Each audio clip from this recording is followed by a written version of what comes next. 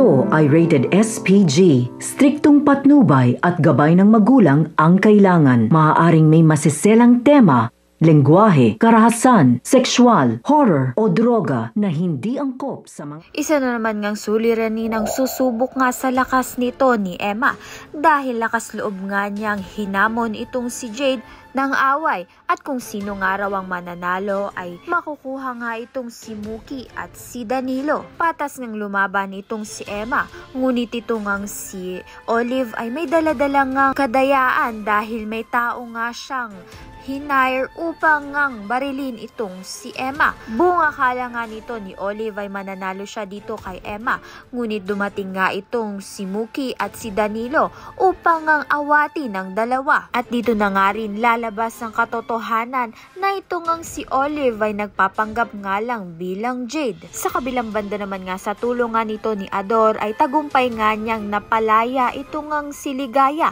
kaya naman nga't maibubulgar na nga ni Ligaya ang katotohanan sa pagkatao nga nito ni Olive. Kaya naman nga't nalalapit na ngang pagbayaran ni Olive ang mga kasalanan niya sa kulungan.